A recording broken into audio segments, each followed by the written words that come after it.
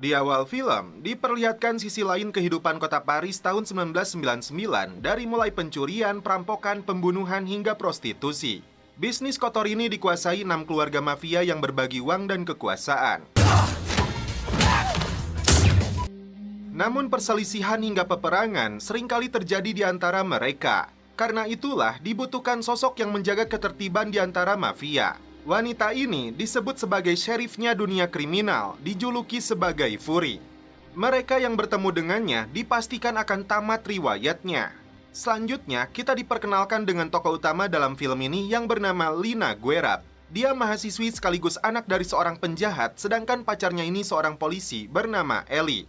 Ayah Lina bekerja sebagai akuntannya para bos mafia yang mengatur, mencuci, dan mendistribusikan uang mereka tanpa jejak. Dan inilah ayahnya yang bernama Darius.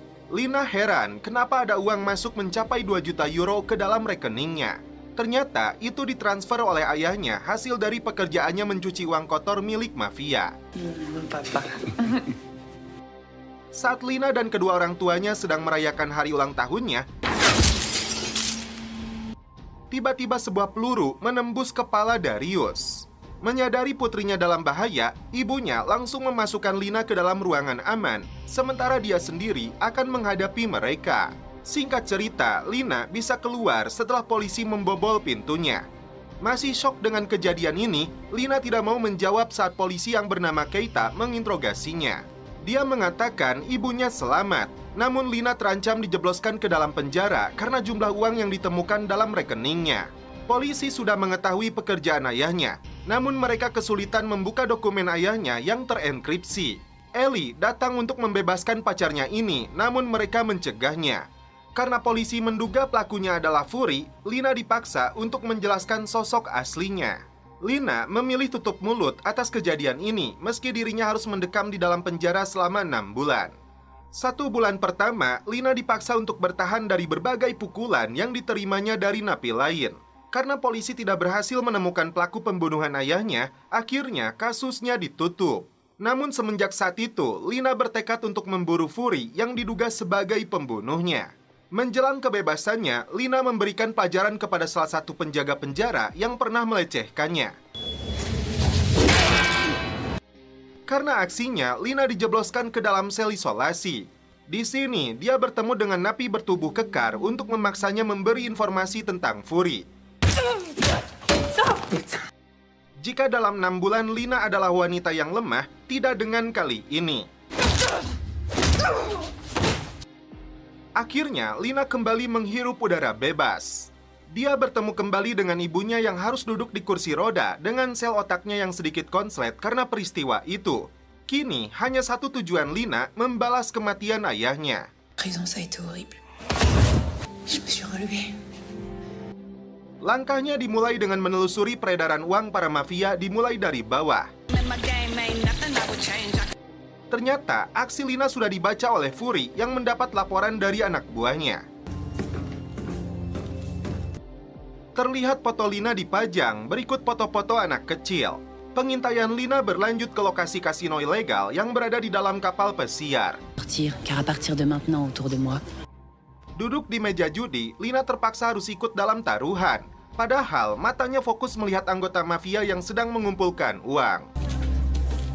Je m'étais bien plantée.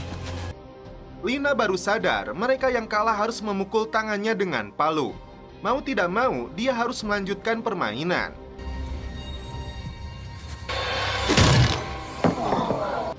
Agar bisa kabur, Lina segera menjatuhkan seluruh koinnya. Padahal, Lina menang dalam permainan ini seperti yang dikatakan salah satu pemainnya yang bernama Orso. Keluar dari kapal, Lina melihat anggota mafia ini memasukkan seluruh uangnya ke dalam mobil khusus. Anak buah Fury yang bernama Buek terus mengintai pergerakan Lina yang sedang mengawasi uang dari kasino. Karena tidak bisa masuk ke rumah sakit tempat ibunya dirawat, Lina kembali bertemu Ellie yang sudah lama menunggunya. Meski Lina dipenjara selama 6 bulan, Ellie selalu setia menunggunya. Keesokan harinya, Lina kembali beraksi untuk mencegah truk uang itu dengan menyamar jadi polisi. Meski sempat digagalkan mereka, Lina tidak menyerah, dan inilah aksinya yang memukau saat melompat ke atas truk.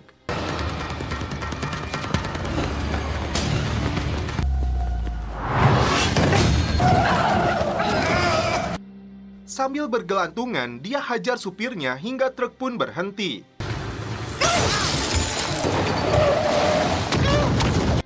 Truk uang itu dia bawa pergi, namun tidak sepeser pun uangnya diambil oleh Lina. Tout l'argent est là. Il manque rien, je comprends. Karena tujuannya hanya ingin memancing Fury keluar. Anak buah Fury bernama Simon datang ke lokasi truk uang itu berada. Dan ternyata Lina berada di seberang untuk mengawasi truk tersebut berharap sosok Fury muncul. Tiba-tiba ada seorang wanita parubaya tidak sengaja menyenggolnya. Padahal wanita ini adalah Fury yang sedang melakukan komunikasi dengan Simon. Fury melihatnya dengan santuy saat anak buahnya mencoba menangkap Lina. Setelah lolos, Lina baru sadar wanita di sebelahnya itu adalah Fury. Attention à ce que vous dites, je crois qu'on nous écoute. Dia melihatnya ketika Fury menaiki taksi. Di sore harinya, Lina memaksa supir taksi tersebut untuk menunjukkan lokasi dia menurunkan Fury. Kemudian, Lina menyusup ke dalam rumahnya setelah melihat Fury keluar. Dia melihat dokumen tentang orang tuanya. Namun, aksinya diciduk oleh Fury yang memang sengaja menuntunnya datang ke sini. Termasuk wanita yang sempat dihajarnya di sel isolasi itu telah ditugaskannya. Fury cukup terpukau dengan rencana cerdas yang dilakukan Lina untuk menemukannya. Rupanya, Fury berencana untuk merekrut Lina sebagai anak buahnya. Tiba-tiba muncullah suami Fury yang bernama Papo. Pria yang terlihat biasa-biasa saja yang hobinya memasak. Di sini terungkap juga nama asli Fury adalah Selma. Setelah merebut pistolnya, Fury mengatakan bahwa dia bukanlah pembunuh ayahnya. Lina menemukan nama Jelly dari berkas ayahnya yang suka melakukan permainan angka dengannya. Menurut Fury, Jelly adalah julukan dari salah satu bos mafia. Kala itu, Jelly memaksa ayahnya untuk menggelapkan uang. Fury memperkenalkan anak buahnya yang bernama si Buek dan satunya lagi Simon. Akhirnya, Lina bersedia untuk bergabung dengan serifnya para mafia. Terlihat seorang pria bertopeng memegang gergaji mesin di depan si Jelly. Dan setelah itu, film pun berlanjut ke episode 2. Setelah resmi bergabung, Lina diajak oleh Fury untuk menemui 6 bos mafia yang disebut Olympus. Sebagai penjaga ketertibannya dunia kriminal, Fury bekerja kepada mereka. Tak aneh jika perselisihan sering terjadi di antara mereka karena masalah perebutan bisnis, uang, dan kekuasaan. Jelly adalah salah satu bos mafia yang diduga telah membunuh ayah Lina. Simon membeberkan daftar para pimpinan penjahat kelas kakap ini. Dari mulai Yosef yang dijuluki Adipati, bisnisnya menanam narkoboy di semua kebun dan taman vertikal di Paris. Kemudian ada pasangan yang disebut Trent, pengelola permainan dan truk uang yang dicuri Lina adalah milik mereka. Selanjutnya ada Californian, ahli peretas yang melakukan penipuan pasai dan pemerasan digital. Lalu mencopet adalah keahlian Fehim. Sosok wanita yang dijuluki Mama menggeluti prostitusi dengan banyak pelanggannya yang sedikit gila. Ada Kay bersaudara, ahlinya perampokan brankas dan otak polisi. Salah satu dari 3 mafia bersaudara ini adalah Jelly yang tidak hadir di sana. Fury mengumpulkan para bos mafia ini terkait kematian Darius, ayahnya Lina. Sebagai pemecah masalah, Fury wajib mengusut kasus ini sebelum hilang kendali yang bisa menyebabkan Paris kacau balau. Ternyata, Fury sudah menjalankan tugas ini selama bertahun-tahun, persis seperti yang dilakukan ibu dan neneknya. Itulah yang dikatakan Simon kepada Lina. Tiba-tiba muncullah Parquez, ketua pembunuh dunia kriminal yang dikenal sangat kejam. Lina tidak tinggal diam saat Parquez memukuli seorang pelayan. Kay bersaudara tidak terima jika Ellie dituduh sebagai pembunuh Darius. Tiba-tiba ada paket datang yang ternyata berisi potongan jasadnya si Jelly. C'est quoi? Fury menyuruh Parquez melepaskan Lina. Psikoplok ini meremehkan Fury karena tangannya yang mengalami tremor. Pas d'une justice.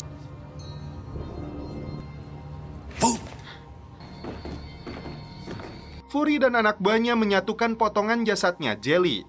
Ternyata mereka tidak menemukan potongan kepalanya. Reste à trouver de qui ça vient. Plus rien à faire avec des gens comme vous. C'est tout ce qu'on a. Lina diizinkan untuk pulang, mengaku tinggal dengan ibunya di rumah sakit. Padahal dia menginap di rumahnya Ellie. La question, s'il te plaît.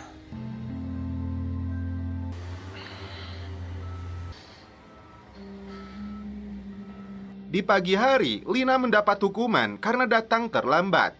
Namun Fury mengajarkannya juga untuk melepaskan diri dari Simon. Pas mal. Tu bosses pour moi. Tu mérites mieux. Ce soir, si t'es encore en vie. Eh boss, j'ai du nouveau.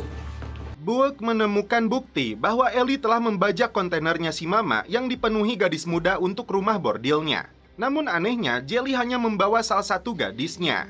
Karena Fury tidak mau si Mama tahu tentang masalah ini, maka Lina yang akan ditugaskan untuk menyusup masuk ke dalam rumah bordilnya karena Fury yakin si Mama merahasiakan sesuatu.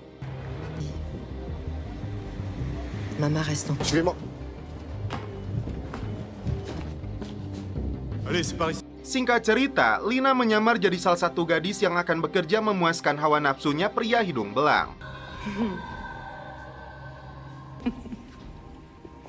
Grave.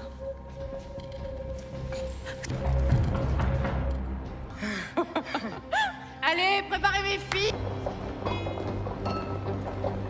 Setelah para wanita ini didandani, diam-diam Lina menyusup ke dalam kantornya si Mama. Namun Lina sempat terjebak di dalam salah satu ruangan tempat pria yang hobi mengoleksi mimi cucu original. Et ma maman va me nourrir. Paix. C'est ma faute si je t'abîme.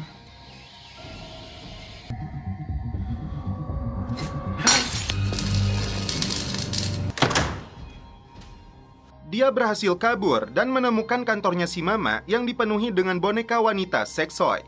Tugas Lina menemukan identitas wanita yang dibawa oleh si Jelly. Karena dokumennya terlalu banyak, Lina kesulitan untuk mencarinya. Lina segera bersembunyi setelah si Mama dan Parquez masuk ke sana. Le tonnerre a été volé.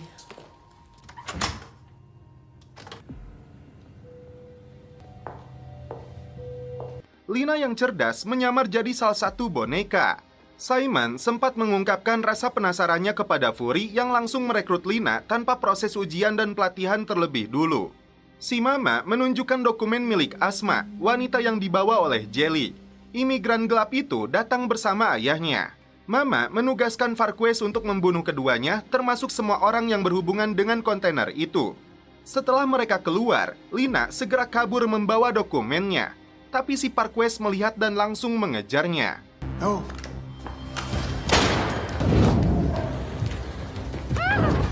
Bersembunyi di dalam ruangan, Lina tembakan senjata keluar jendela agar polisi berdatangan.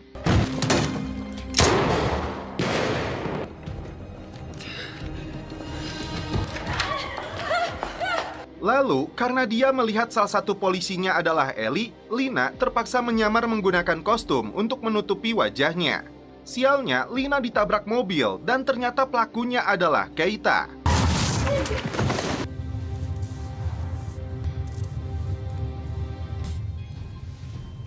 J'ai presque cru à ton histoire. Dokumen itu pun dirampas, dan jika Lina menginginkannya kembali, dia harus bekerja sama dengan polisi ini.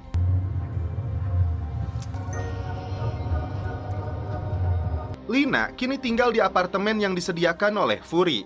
Ternyata kamarnya tepat di sebelah kamarnya si Orso yang ditemuinya di kasino. Tanpa Ellie sadari, Simon masuk ke dalam rumahnya. Dia penasaran siapakah Lina sebenarnya. Kini dia tahu pacarnya ini seorang polisi. Lina heran siapakah Orso, namun dia tidak mau menjawab profesi aslinya. Di pagi harinya, Fury datang membangunkan Lina. Berbekal informasi yang didapatkan oleh Lina, si Buek berhasil membawa Asma ke hadapan mereka. Ternyata Jelly tidak menginginkan Asma, namun tujuannya untuk mendapatkan ayahnya yang seorang ahli pembuat duplikat kunci. 3 hari lalu, ayahnya mengirim pesan, dia baik-baik saja. Dari suaranya, tim bisa menyimpulkan ayahnya Asma berada di dalam sebuah trailer yang dekat dengan KRL dan ada anjing di sana. Buek lalu menyimpulkan lokasi tempat ayah Asma disekap. Datang ke kamar perawatan ibunya Lina, di dalam album foto, Simon menemukan foto-foto seorang anak. Ternyata, ahli duplikat kunci ini disekap penjahat bertopeng. Dia memberikan kunci yang dibuatnya sesuai permintaan orang ini. Sebelum pergi, dia menyuruh anak buahnya memusnahkan trailernya.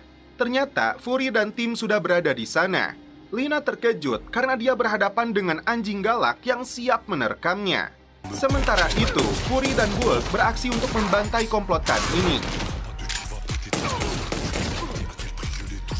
Masuk ke dalam trailer, Lina mencari petunjuk kunci apakah itu. Dalam sebuah kertas, dia membaca tulisan pesan yang ditulis ayahnya untuk Jelly terkait sebuah brankas. Ternyata dalam dokumen yang berhasil Lina amankan, kunci khusus yang terbuat dari bahan perak itu untuk membuka brankas. Bukan sembarang brankas, penjahat itu diprediksi akan membobol brankasnya milik para bos mafia. Brankas itu dijaga oleh Tren. Karena Tren tidak membalas pesannya, Fury berencana untuk menemui mereka. Kesimpulan sementara, ayah Lina bekerja sama dengan Jelly, dan sepertinya orang ketiga yang bekerja sama dengan mereka telah berkhianat. Sosok bertopeng itulah dalangnya. Tapi Lina tidak percaya jika ayahnya berani berkhianat kepada Olympus. Dan kini, Lina yang terkejut karena Fury sudah tahu hubungannya dengan Ellie. Dia diberi kesempatan untuk memutus hubungannya dengan polisi itu atau dia akan membunuhnya. Meski Lina sangat mencintai Ellie, namun dia tidak punya pilihan apalagi si Buek sudah menunjukkan pistolnya. Ellie terkejut dengan keputusan pacarnya ini untuk meminta putus. Padahal dia sudah mempersiapkan liburan indah bersamanya. Sementara itu, Fury bermaksud mencari Tren. Namun, ini yang terjadi.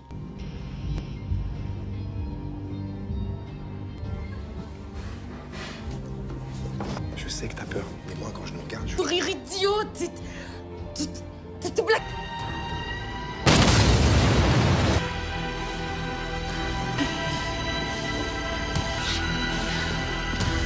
Simon menemukan kuburannya Lina yang meninggal di usia 3 tahun. Fakta apa lagi yang belum terungkap?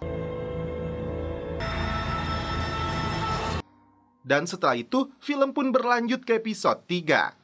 Kisah terbentuknya Olympus berawal dari 7 keluarga kriminal Paris tahun 1928. Kala itu, perang antar mafia pecah saat nenek buyutnya Selma sedang melangsungkan pesta pernikahan. Et enfin. Sejak saat itu, para mafia bersatu dan neneknya Selma menjadi Fury pertama yang menjaga kedamaian di antara para mafia, turun-temurun hingga saat ini. La furie est née du sang et du plomb. Setelah ledakan itu, Fury terlibat baku tembak dengan komplotan penjahat bertopeng. Selma gagal menghentikan penjahat ini, namun dia dibiarkan hidup. Tiba di lokasi, Buek memberikan Lina pistol untuk menjaga diri meski dia tidak mau membunuh. Les copains. Ça va les gamines. Masuk ke dalam kapal, Lina hampir menjadi korban jika Fury tidak menyelamatkannya. Ça va passer. Karena brankas itu tidak bisa dibuka, penjahat itu mencurinya. Ternyata, brankas itu bisa dibuka karena bagian terakhir kuncinya dipegang oleh Fury. Bukan uang atau emas, brankas itu berisi kitan 6 keluarga senjata terkuat Olympus. Brankas itu akan dibuka saat para bos mafia berkumpul setahun sekali satu pacara kitab. Di dalam kitab itu terdapat daftar nama orang-orang yang mereka layani. Artinya, orang-orang berkedudukan tinggi yang telah dibunuh. Jika isi kitab ini bocor, seluruh sistem akan hancur. Orang yang mencurinya dipastikan haus kekuasaan. Tren meminta bantuan Fury untuk mendapatkan kembali brankasnya, jika tidak, mereka akan mati. Jika Tren mati, Fury dan timnya juga harus mati. Simon kembali muncul.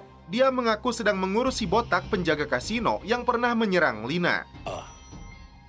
Se démerder comment la petite là? Ouais, ouais, là ça va déraper. Saat Lina diajak, Simon memaksa Lina mengatakan identitas dia yang sebenarnya. Karena Lina yang asli sudah meninggal sejak usianya 3 tahun. Lina terkejut karena dia sendiri tidak tahu jika dia bukan anak orang tuanya.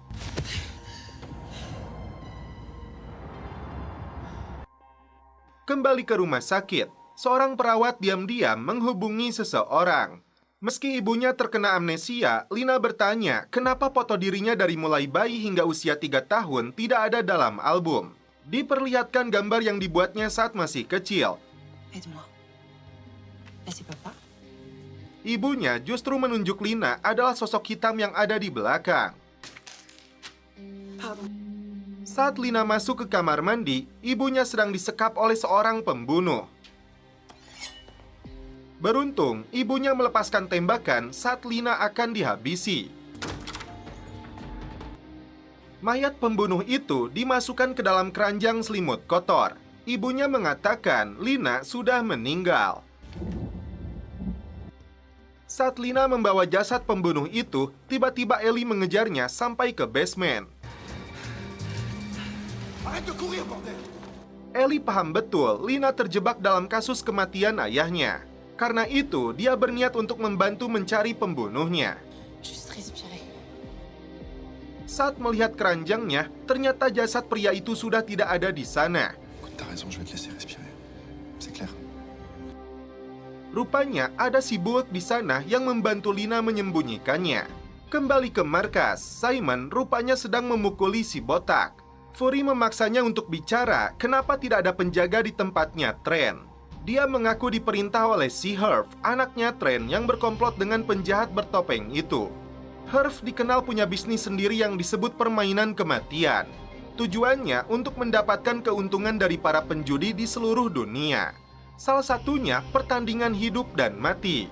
Lina kembali ditugaskan untuk menyamar demi menangkap si Herb. Fury yakin Lina mampu menyelesaikan tugas ini meskipun resikonya nyawa. Tidak berhasil masuk ke apartemennya, Orso mengajak Lina masuk ke kamarnya. Dia mengobati luka di tubuhnya dan setelah itu mereka pun celepot. Singkat cerita, Fury mengantar Lina untuk misi terbarunya. Dia sempat menunjukkan gambarnya kepada Fury perihal ibunya yang menyebut Lina anaknya telah meninggal. Disinilah Lina berpikir Fury sudah tahu identitas dia yang sebenarnya. Dia bertanya apakah Fury ibunya? Dia menjawab bukan, namun mereka masih sedarah. Setelah tugasnya menangkap Herb selesai, Fury berjanji akan menceritakan semuanya. Alors, tu vas participer au jeu d'Hervé, après je te dis tout. Tiba di sebuah lorong, terlihat beberapa orang sudah disekap. Begitupun dengan Lina. Mereka dipaksa untuk ikut dalam permainan kematian yang dilakukan oleh Herb dan antek-anteknya. Para penjudi kelas dunia berkumpul di sini untuk bertaruh. Setelah gas beracun ditembakkan, Lina dan korban lainnya berlarian karena anjing galak yang dilepaskan untuk memburu mereka. Satu persatu korban berjatuhan karena si Herb telah menyiapkan berbagai jebakan maut. Hingga akhirnya hanya Lina yang berhasil lolos dan langsung menyerang si Herb untuk dibawa kabur dari lokasi permainan. Hervey diberi tembakan peringatan agar mengatakan di mana berangkasnya. Sementara itu, para bos mafia berkumpul di tempatnya Trent untuk membuka kembali berangkasnya. Pasangan ini sampai keringat dingin dari bulu kuduk hingga tuur yang gemeteran. Jika para mafia ini tahu berangkasnya tidak ada, dipastikan mereka akan pindah alam. Fury meminta mereka untuk tetap tenang dan tersenyum. Akhirnya, berangkas itu berhasil tim dapatkan kembali. Lina bertanya, kenapa Darius menginginkan berangkas ini? Hervey menyebut fakta yang cukup mengejutkan karena ayahnya ingin menjauhkan Lina dari kehidupan mafia.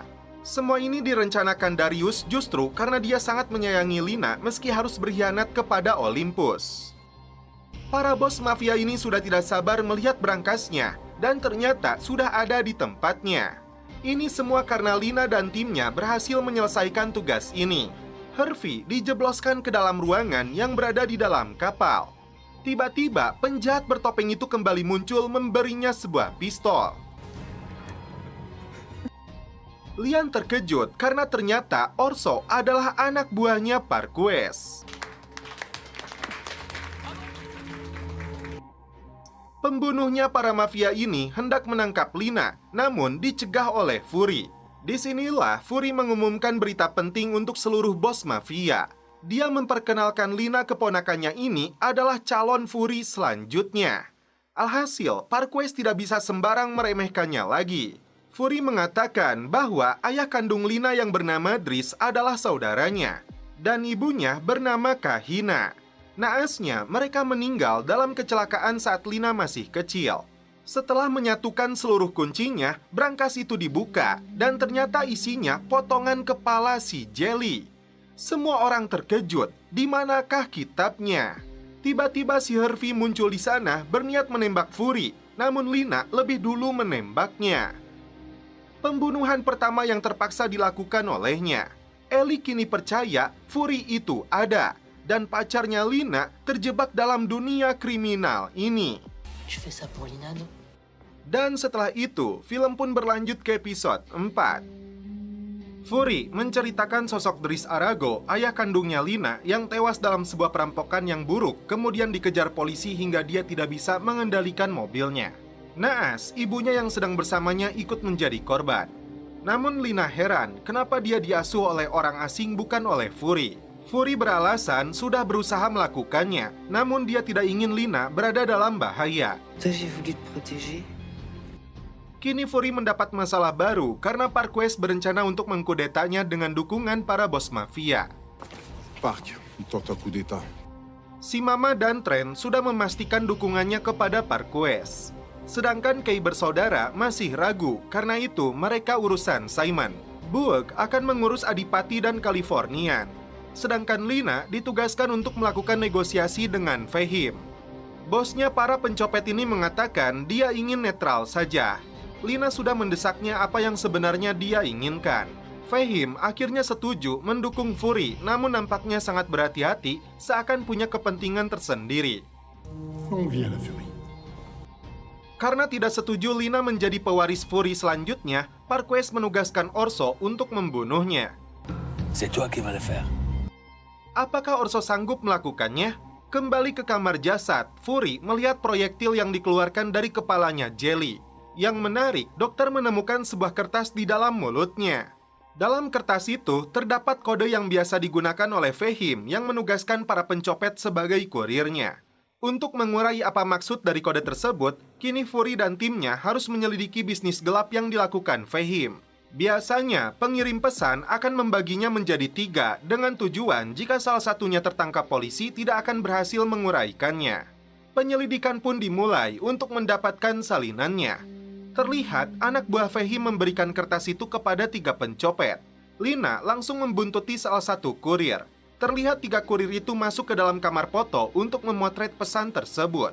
Hasil jepretan fotonya diambil seorang wanita kribo, lalu dia pergi ke sebuah lokasi. Lina dan Fury masuk ke dalam lokasi tersebut. Tidak menggunakan alarm atau gembok digital untuk melindungi sesuatu yang berharga di dalam sana, ternyata rangkaian alarm jadul yang menggunakan ribuan tali yang melintang dengan lonceng di atasnya. Jika mereka gagal melewatinya, dipastikan Fahim akan muncul. Lina sebenarnya ingin langsung masuk, namun Fury menahannya hingga malam nanti. Lina segera pulang setelah mendapat pesan ancaman dari Keita yang akan menjebaknya dengan narkoboy. Donne-moi ce que je veux. Ça creuse d'enquêter sur la... Mais la prochaine fois, ce sera pas une menace. Lina terpaksa berjanji akan menyerahkan Fury, namun dia butuh waktu lagi. Je vais vous donner la furie. Saat dia pergi, Ellie langsung membuntutinya. Gagal masuk ke dalam apartemennya, Ellie naik ke apartemen yang berada di seberangnya. Tiba-tiba si Orso melepaskan tembakan hingga keduanya terlibat pertarungan sengit.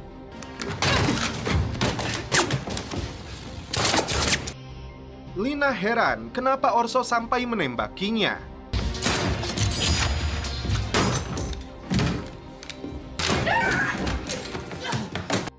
Hingga pada akhirnya pertarungan mereka berujung dengan celepot. Disinilah Ellie sadar Lina telah mengkhianatinya.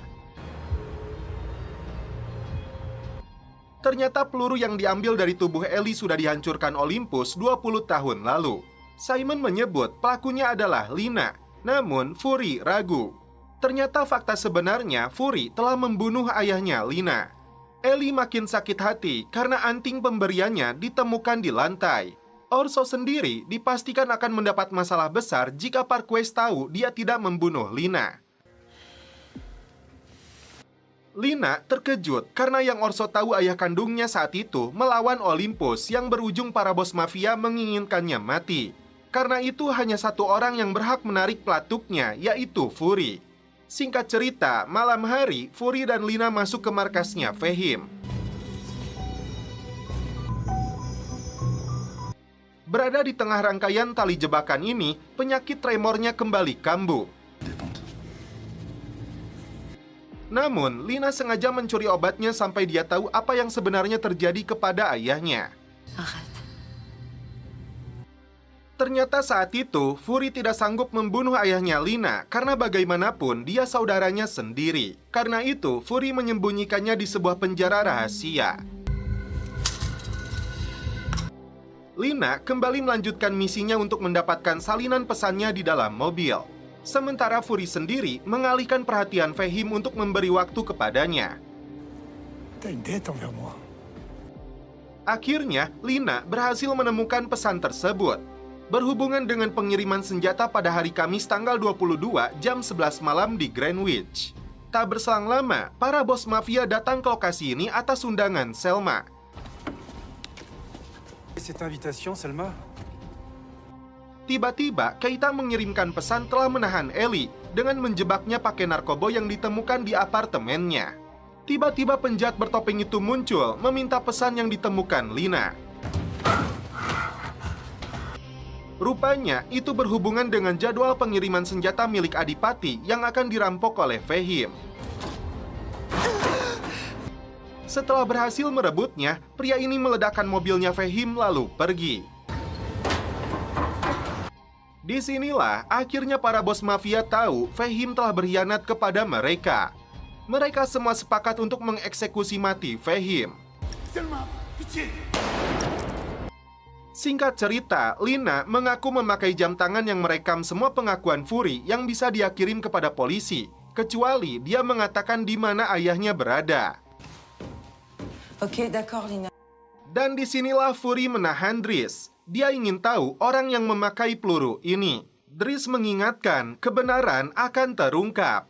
Terlihat Orso telah membantai puluhan anak buah Parquez. Namun pada akhirnya Orso ditikam oleh Parquez.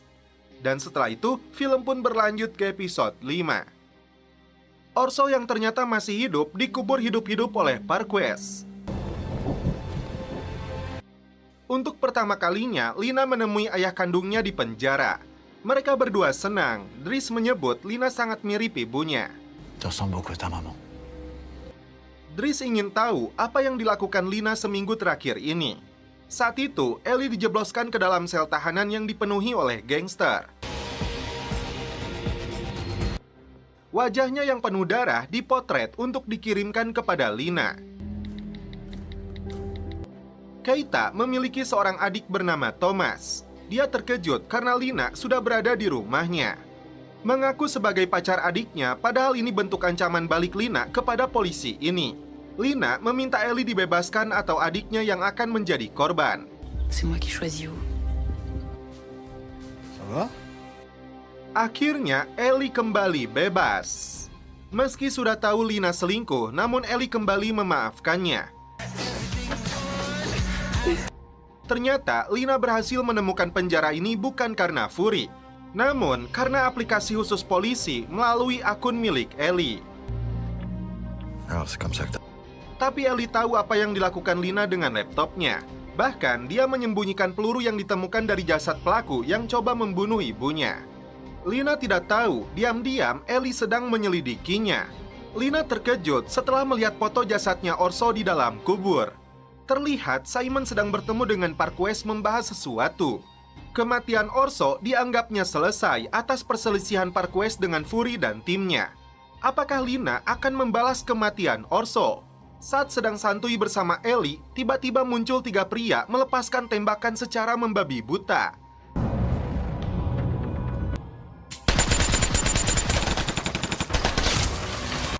Calon penegak keadilan para mafia ini beraksi melawan mereka semua.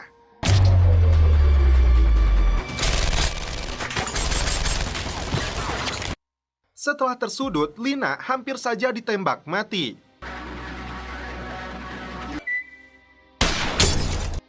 Muncullah Fury menyelamatkannya. Karena kejadian ini, Fury mengirim Lina ke luar negeri untuk selamanya. Namun, ayah Lina tidak setuju dengan rencana Fury yang menurutnya sedang merencanakan sesuatu. Regarde-moi. Saat itu, Fury menanyakan apa pesan yang dibaca Lina dalam pesan yang ditemukan di mobilnya si Fehim. Kembali menemui Ellie, Lina bermaksud mengajaknya pergi jauh. Namun, Ellie hendak melaporkan Lina karena kejadian itu. Karena Ellie hendak menangkapnya, Lina memilih untuk pergi. Sebelum pergi, Lina yang cerdas sudah paham penjara ini sudah diatur oleh ayahnya. Mereka ini berada di bawah kekuasaan Driss. Setelah merebut pistol dari penjaga, Lina sudah tahu bahwa sosok penjahat bertopeng itu adalah ayahnya sendiri. Driss juga yang telah membunuh ayah angkatnya. Dan kini Driss merencanakan untuk membunuh Fury. Lina kembali beraksi untuk melawan komplotan ayahnya ini.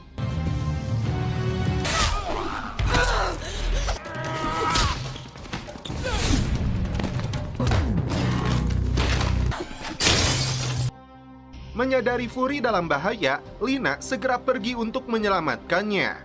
Dan ternyata si Orso yang masih hidup bangkit kembali dari kubur. Dan dia ditempatkan di dalam kandang anjing oleh si Parquez. Dan setelah itu, film pun berlanjut ke episode 6. Tidak digambarkan kronologis kejadiannya, namun Selma telah dibunuh oleh Driss. Bahkan jasadnya sampai dibakar tepat di depan Lina dan timnya. La Furie travaille pour la voyoucratie. Je suis la seule à pouvoir la... Kematian Fury dipastikan akan menyebabkan perang besar-besaran antar mafia. Karena itu, Lina punya tanggung jawab besar sebagai Fury yang baru untuk menghentikannya. Kematian Selma tentunya menjadi kesempatan yang besar untuk dimanfaatkan Parquez yang selama ini mengejar posisinya. Suami Selma yang bernama Papous tidak percaya setelah mendapat kabar istrinya telah meninggal. Lina berjanji kepadanya akan memberikan balasan yang lebih buruk kepada pelakunya.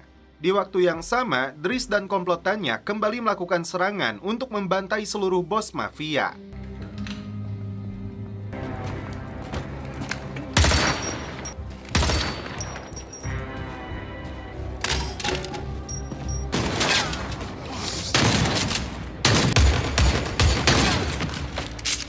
Targetnya kali ini adalah Kay bersaudara, sekaligus merampas seluruh emas batangan milik mereka. Setelah anak buah Kay bersaudara dibantai habis, giliran bos mafia ini dihabisi menggunakan granat tangan yang disumpalkan ke dalam mulutnya.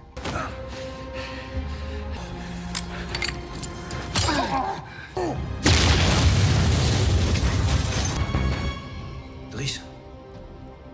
Simon dan Buek baru tahu Driss pelakunya. Selma merahasiakannya selama ini demi keamanan mereka berdua.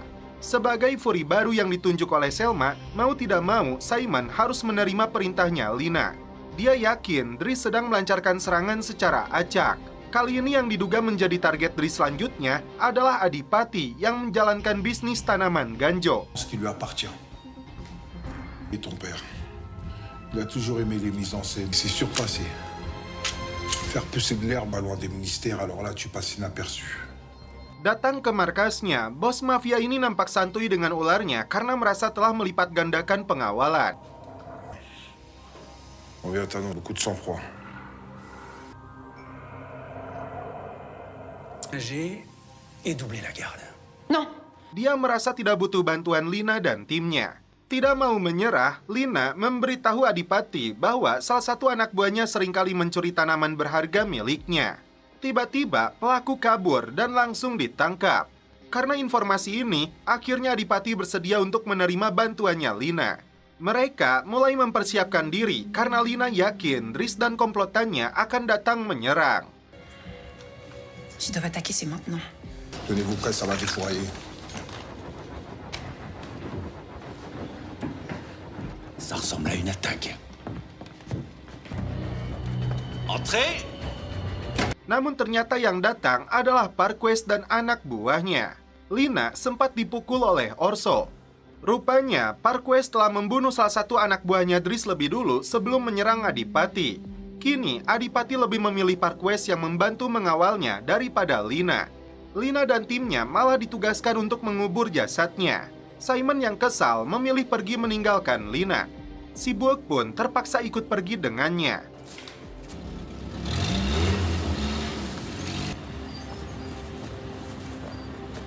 Ternyata, Dries telah melancarkan serangan terhadap bisnisnya si Mama. Livraison prévue pour...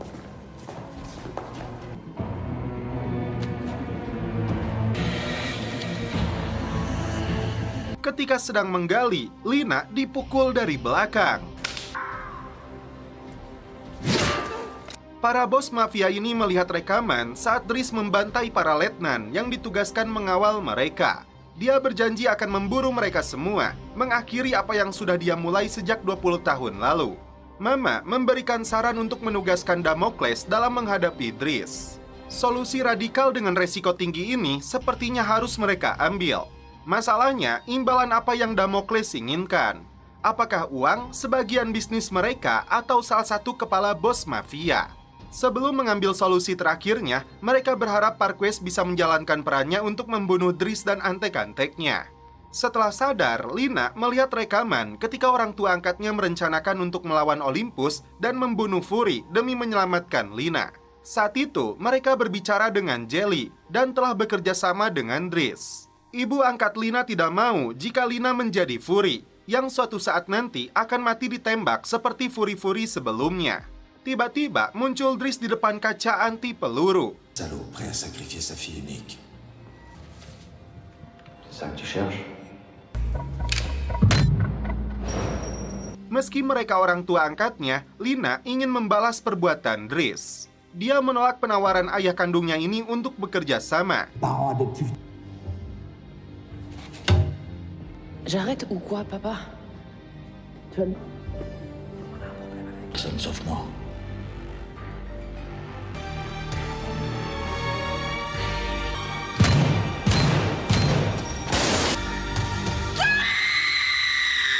Lina mengajak Simon dan Buek melihat jasadnya Selma karena terungkapnya dua anak buah Dries yang tewas akibat cakaran. Menurut Lina, itu sebuah pesan bahwa Fury masih hidup. Untuk meyakinkan mereka, Lina mengundang Papou untuk melihat dan memegang jasadnya Selma. Setelah memegangnya, suami dari Selma ini yakin ini bukanlah jasadnya. C'est pas ma Selma. Kini tugas mereka untuk menemukannya kembali. Et on va la retrouver. Ternyata Selma berada dalam tahanannya Dries. Dries rupanya punya tujuan besar untuk merampok kereta lapis baja, tempat para bos mafia itu menyembunyikan emas, lukisan, dan seluruh harta karunnya. Dries memaksa Selma untuk memberitahu rute keretanya. Di sisi lain, Buek mendapat informasi bahwa Parquez sudah ditunjuk para bos mafia sebagai Fury baru mereka. Yang membuat Lina heran bagaimana mungkin Parquez bisa tahu jika Adipati akan diserang. Ternyata, Parquez telah bekerja sama dengan Dries. Meski anak buahnya dikorbankan, Dries membutuhkan akses rahasia bos mafia yang hanya dipegang oleh seorang Fury. Terlihat ponselnya diberi akses penuh tentang rahasia mereka. Chargé.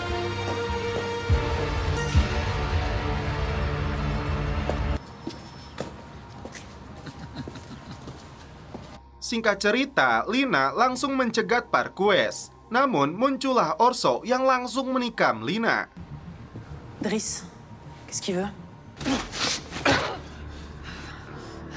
Ternyata, si Parquez ditipu karena Orso lebih memihak Lina daripada bosnya ini. Dan akhirnya, si Parquez ditembak mati. Tu es le seul à savoir pour Dries. Kereta lapis baja yang disebut tambang ini beroperasi di bawah Paris. Dengan panjang 77 meter dan perangkat keamanan khusus, harta karun milik bos mafia ini faktanya melebihi PDB Prancis. Dries terkejut karena kunci tambangnya kini berada di tangan Lina yang ingin ditukar dengan kebebasan Selma. Ayah dan anak ini melakukan pertemuan di sebuah lokasi. Terlihat Selma dibawa oleh anak buahnya Dries. Keduanya telah menempatkan penembak jitu. Tapi Lina yang lebih cerdas memilih untuk berlutut karena puluhan pasukan khusus dari kepolisian telah mengepung mereka. Mereka semua akhirnya ditangkap, termasuk Selma, Dries, dan Lina.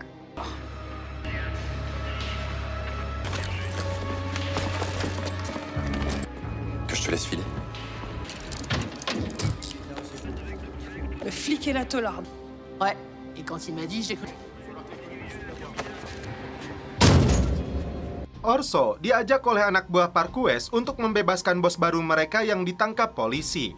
Sementara itu, para bos mafia memutuskan untuk meminta bantuan Damocles. Bukan lagi untuk membunuh Driss, namun mereka ingin menghabisi Fury. Tiba-tiba, mobil tahanan yang membawa Fury, Lina, dan Driss telah diserang komplotannya Parquez. Tersisa Keita dan Ellie yang berupaya meladeni para penyerang. Aujourd'hui, même si la furie assure la justice du milieu, bien et le mal, une frontière jonchée de cas. Le jour où les furies doivent mourir. Sebuah rumah di dalam hutan dijadikan tempat untuk bertahan. Pemiliknya disuruh Keita pergi ke kantor polisi terdekat untuk meminta bantuan. Pour le mariage. Tourne-toi! 50 bornes. Dégage. Masuk ke dalam, Keita menghubungi polisi lain menggunakan radio. Namun, segera dicegah oleh Lina karena suara wanita adalah komplotannya Parquez. Capitaine Keita, brigade criminelle, est-ce que vous m'entendez? Capitaine, je vous reçois. Votre calme, vous êtes où là? Vous êtes où? On est sur la route des... Capitaine, répondez-moi. Capitaine. T'as plus de téléphone, toute salope. Seorang polisi yang sudah tidak berdaya ditembak mati. Moyen, c'est de 6 km/h, ok? Ce que j'attends... Putain, mais...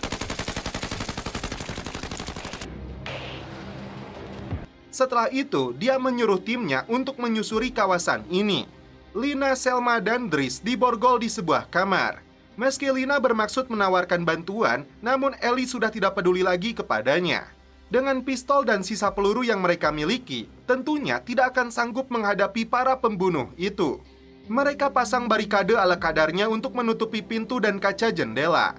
Tiba-tiba, penyakit yang diderita Selma kembali kambuh.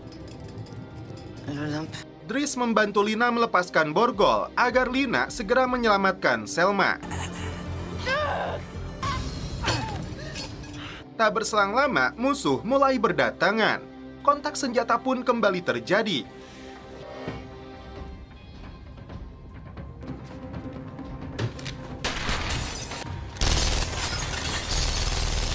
Keita tidak berdaya karena timah panas menembus perutnya. Muncullah Lina untuk menghadapi si penyerang.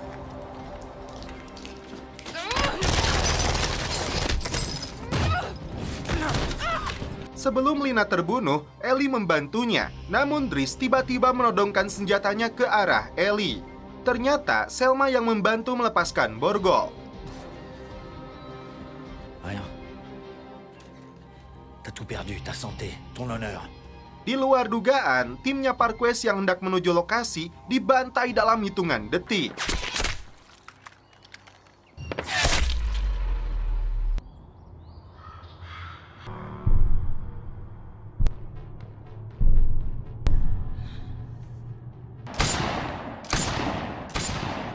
Saat Ellie akan dihabisi, para pembunuh ini kembali melepaskan tembakan. Selma segera menyemprotkan tabung pemadam untuk menutupi pandangan Damocles. Mereka ini tentara bayaran internasional yang mampu membunuh presiden hingga hakim agung termasuk Fury. Selma sempat tidak percaya Olympus sampai memanggil mereka. Merasa ikut menjadi target, Driss mengajak mereka untuk bekerja sama menghadapi Damocles. Presque flatté.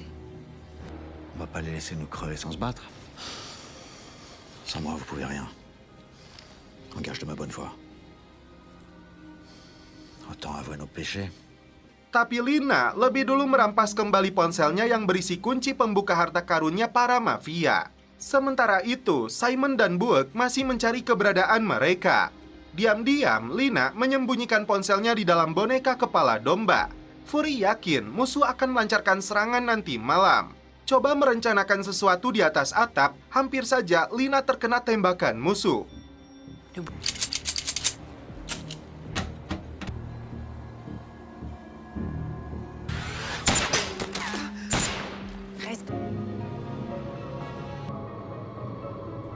Di malam harinya, Ellie dikejutkan dengan kemunculan Orso.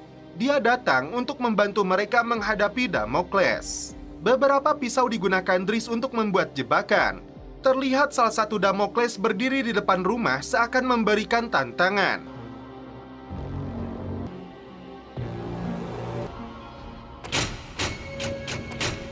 Driss mengatakan ibunya tidak meninggal karena kecelakaan, namun karena ulah Selma. Tiba-tiba, si pemilik rumah ini kembali datang meminta masuk ke dalam. Padahal di dalam jaketnya tersembunyi bahan peledak. Si je le faisais pas, il retrouverait.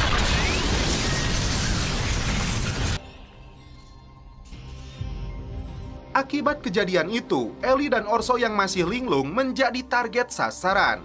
Lina lebih memilih menyelamatkan dulu si Orso yang mengakibatkan Ellie terkena timah panas.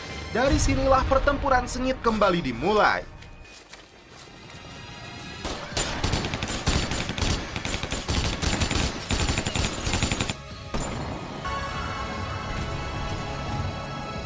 Saat para Damocles itu bergerak maju, gas 3 kilo subsidi pemerintah yang sulit didapatkan ini meluncur dari atap lalu ditembak oleh Driss. Sialnya, salah satu pembunuh masih bergerak karena dilengkapi kostum anti peluru. Tembakan yang dilepaskan Orso tidak mempan sama sekali, dan justru berbalik dirinya yang menjadi sasaran.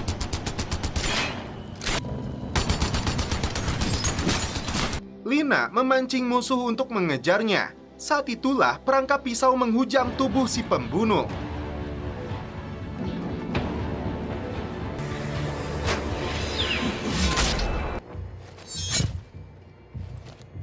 Sementara itu, Selma berhadapan dengan salah satu Damocles yang berada di dalam hutan. Hampir menjadi korban, Driss datang menyelamatkan putrinya. Begitupun dengan Selma yang diselamatkan oleh si Buek.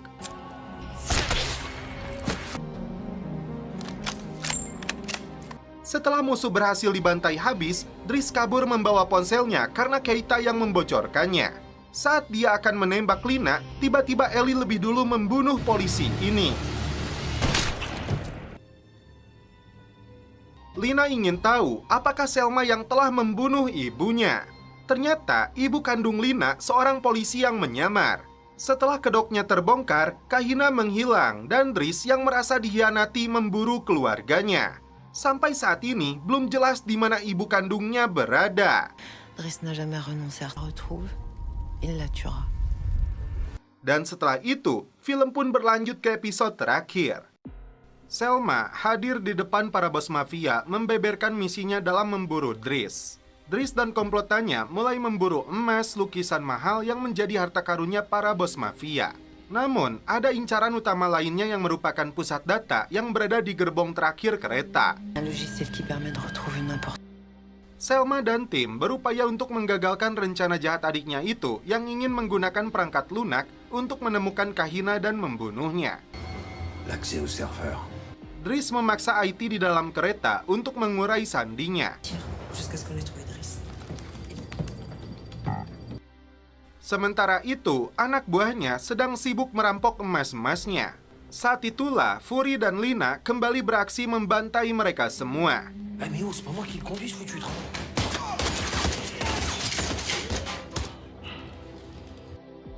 Untuk mendapatkan petunjuk kemana emas itu akan dibawa, Lina melemparkan tas yang berisi emas sekaligus ponselnya yang berisi alat pelacak. Tugas Simon dan Buek untuk menyelidikinya. Fury memberikan tips penting untuk menarik nafas agar oksigen masuk ke dalam otaknya. Jadi, dalam situasi darurat, dia bisa tetap fokus.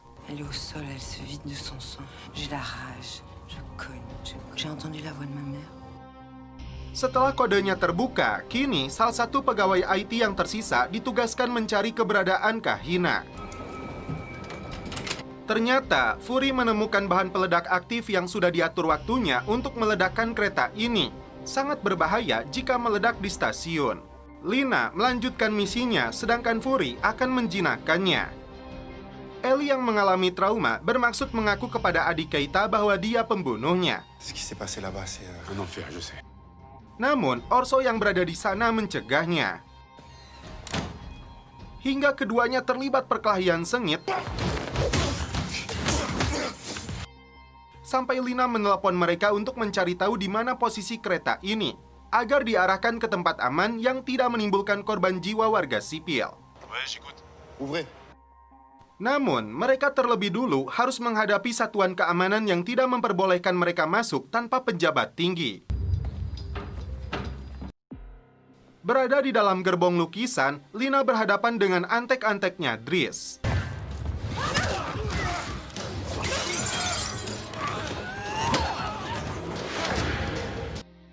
Mereka semua berhasil dibantai.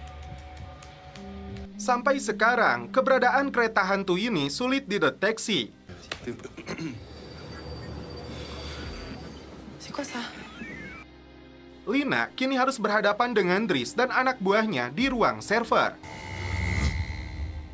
Tidak mau buang tenaga, Lina sengaja memicu alarm kebakaran dengan korek api. Karena server ini rawan, bukan air yang tiba-tiba menyemprot, namun oksigen yang berada di dalamnya disedot habis. Disinilah Lina menggunakan tips mengatur nafasnya. Semua musuhnya mati kehabisan nafas. Namun ternyata tidak ada satupun dari mereka adalah ayahnya. Keluar dari kereta, Lina melepaskan tembakan ke arah Dries lalu mengejarnya.